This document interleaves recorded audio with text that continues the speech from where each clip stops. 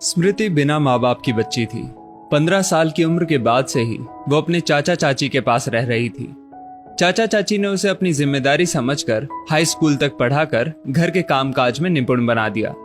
अब वो उसके लिए एक ठीक ठाक ससुराल की तलाश कर रहे थे ताकि उसका भी घर बस जाए और उनकी जिम्मेदारी खत्म हो। किसी रिश्तेदार के बताने पर एक रिश्ता आया। लड़के वाले स्मृति को देखने आ रहे थे। स्मृति भी सभी लड़कियों की तरह अपने होने वाले ससुराल के बारे में सब कुछ जानना चाहती थी। उसे बस इतना ही पता चला कि लड़के का नाम नीरज है, जो केमिस्ट की दुकान पर काम करता है। उसके पिता का देहांत हो चुका था और वो अपनी माँ के साथ रहता है। स्मृति को संतुष्टि थी कि चलो ससुराल में कम से कम माँ तो मिलेगी। लड़का देखने में भी अच्छा था, दोनों की जोड़ी सही लग रही थी।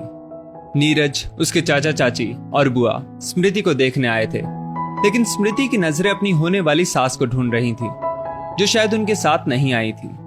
स्मृति को आश्चर्य हुआ कि अपने इकलौते बेटे के रिश्ते की बात करने माँ खुद क्यों नहीं आई।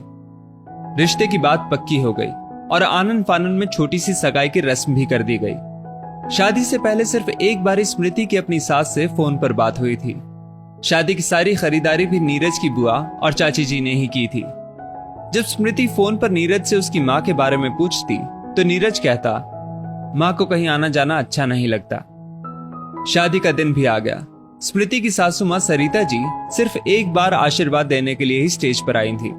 विदाई के बाद जब स्मृति अपने ससुराल पहुंची तो उसका गृह प्रवेश और बाकी की रस्मों में भी सरिता जी दूर खड़ी देखती रहीं। हाँ, मुंह दिखाई के वक्त जरूर उन्होंने अपने खानदानी कंगन स्मृति को दिए।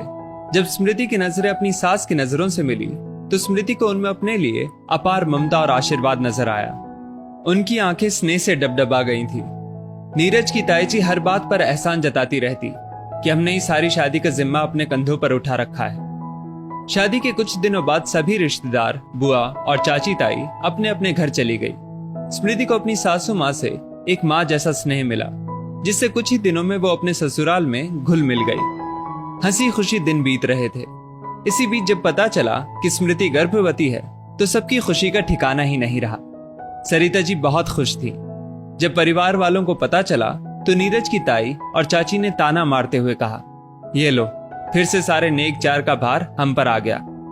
स्मृति को उनकी बात सुनकर आश्चर्य हुआ तो उसने पूछ लिया, आप लोग ऐसा क्यों बोल रहे हो? ताई जी ने फिर कहा, और नहीं तो क्या, तेरी सास के हाथ से तो कोई रस्म हो नहीं सकती। अब शगुनी जो है। ये क्या बोल रही हैं आप ताई जी? माँ अब शगुनी कैसे हो सकती है? अरे बहू, तुझे नहीं पता, जब ब्याह कर आई थी तो हमारे ससुर जी को खा गई और बेचारा नीरज पैदा ही हुआ था कि अपने पति को भी खा गई। ये अब शगुनी नहीं तो क्या है? इसीलिए तो सारे नेक चार और रस्मों में इसे कोई शामिल नहीं करता। ताई जी की बात सुन सरिता जी रोते हुए अंदर चली गई और स्मृति उनकी बातें सुनकर हक्की बक्की रह गई। उसे उनकी सोच पर तरस आ रहा था। ताई जी, जीवन मृत्यु तो भगवान के हाथ में होते हैं, इसमें भला माँ का क्या दोष है? इन सब दुर्घटनाओं से सबसे ज्यादा तकलीफ और दुख तो उन्हें ही भोगना पड़ा है ना, तो उन्हें क्यों इन सब के लिए जिम्मेदार माना जा रहा है? बहू, हम ये बहस नहीं करना चाहते।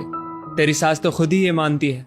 तुझे जो सोचना है सोच, कहकर ताई जी चली गई। 7वें महीने में स्मृति की गोद भराई थी तो स्मृति ने दृढ़ता से अपनी सास से कहा, माँ, मेरी गोद भराई तभी होगी जब सबसे पहले आप मेरी गोद भराई की रस्म करेंगी। नहीं नहीं बहू, कहीं कोई ऊंच नीच हो गई तो मैं कभी खुद को माफ नहीं कर पाऊंगी। सरिता जी ने डरते हुए कहा, नहीं माँ, आप खुद एक माँ हैं। जब अपने बेटे के लिए आप अशुभ नहीं तो मेरे होने वाले बच्चे के लिए आप कैसे अशुभ हो सकती हैं? ये मेरा अंतिम निर्णय है, नहीं तो मेरी गोद भराई भी नहीं होगी। स्मृति की जिद के आगे सबको झुकना पड़ा और सासू माँ ने स्मृति की झोली में डरते डरते सबसे पहले शगुन डाल दिया। 9 महीने पूरे होने पर स्मृति ने एक प्यारे से बेटे को जन्म दिया। जब अस्पताल से स्मृति और नीरज अपने बेटे के साथ घर वापस आए तो स्मृति ने अपनी सासू माँ से कहा, माँ, अपने पोते का गृह प्रवेश नहीं करवाएंगी? सरिता जी ने आरती की थाली से अपने पोते का स्वागत किया। स्मृति ने अपने बेटे को सरिता जी की गोद में डालते हुए कहा, ये लीजिए माँ, आपका पोता, देखिए आपके आशीर्वाद से बिल्कुल स्वस्थ है। सरिता जी ने स्मृति को गले लगा लिया। परिवार की बाकी सभी औरतें एक दूसरे का मुंह देख रही थीं। दोस्तों, इस स्टोरी को लेकर आपकी क्या राय है? नीचे कमेंट करके जरूर बताइएगा और ऐसी और भी बेहतरीन वीडियोस के लिए हमारा पेज जरूर फॉलो करें। धन्यवाद।